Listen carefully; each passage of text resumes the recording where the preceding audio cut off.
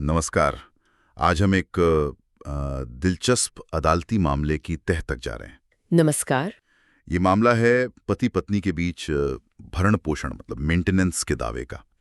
और इसमें हुआ ये कि निचली अदालत का जो फैसला था उसे हाईकोर्ट ने पूरी तरह से पलट दिया। हाँ, ये काफी अहम केस है। हमारे पास जो स्रोत है वो है झारखंड हाईकोर्ट का जजमेंट, क्रिमिनल रिवीजन नंबर 512 साल 2023 का, अमित कुमार कच्छप बनाम संगीता टोपो। जी। तो आज हम यही समझने की कोशिश करेंगे कि मुख्य दलीलें क्या थीं, क्या सबूत सामने आए और हाईकोर्ट ने आखिर क्यों फैसला बदला। बिल्कुल। खास तौर पर वो जो धारा 125 है सीआरपीसी की, मेंटेनेंस वाली, उस पर कोर्ट का क्या नजरिया रहा, ये देखना होगा। हाँ, तो चलिए शुरू करते हैं। सबसे पहले पत्नी संगीता टोपो, उनका पक्ष क्या था, क्या आरोप लगाए थे उन्होंने।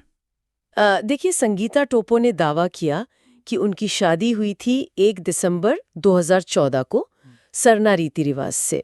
ठीक है। और ससुराल में उनसे दहेज मांगा गया, जैसे कार, फ्रिज, टीवी, ये सब। अच्छा। और उनका पूनम कुमारी नाम के एक महिला से अवैध संबंध भी था। ओह, ये तो गंभीर आरोप है। हाँ, और संगीता जी ने ये भी बताया कि पति जो है वो इंडियन रेलवे में लोको पायलट है, करीब 60,000 रुपए महीना कमाते हैं। ऊपर से मैरिज हॉल और दुकानों से भी कमाई है, जबकि वो खुद संगीता वो बेरोजगार हैं। अच्छा।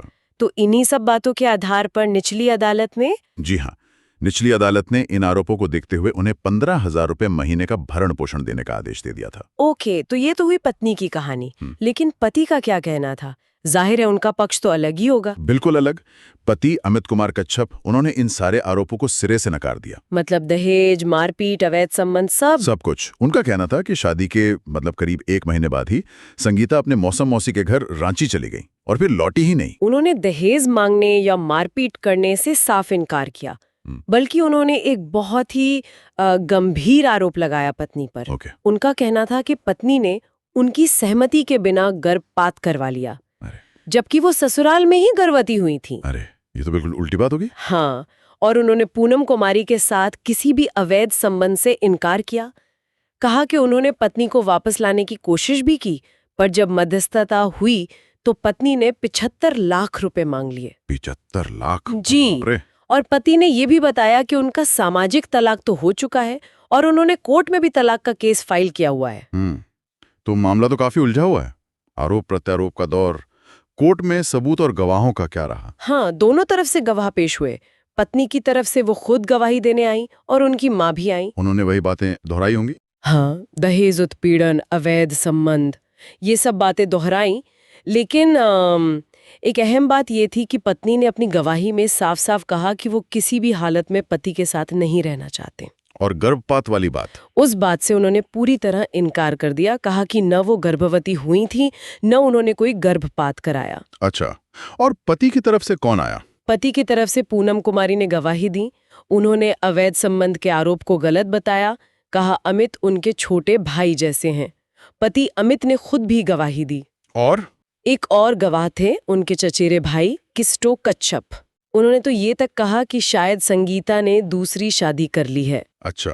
लेकिन सबसे महत्वपूर्ण सबूत जो पति ने पेश किया वो था एक डॉक्टर का पर्चा। उसे कोर्ट ने प्रदर्शक Y1 मार्क किया। डॉक्टर का पर्चा? अरे, मतलब पत्नी कह रही है कि वो गर्भवती थी ही नहीं और पति के पास डॉक्टर का पर्चा है, ये कैसे? हाँ, यहीं पर मतलब पूरा मामला पलट गया। ये पर्चा था डॉक्टर इंदु चौहान का और तारीख थी 21 फरवरी 2015। 21 फरवरी 2015। ये तो पत्नी के ससुराल छोड़ने के दावे के आसपास का ही समय है। बिल्कुल। और उस पर्चे में साफ लिखा था कि संगीता कच्छप 2.5 महीने की गर्भवती हैं। ओह।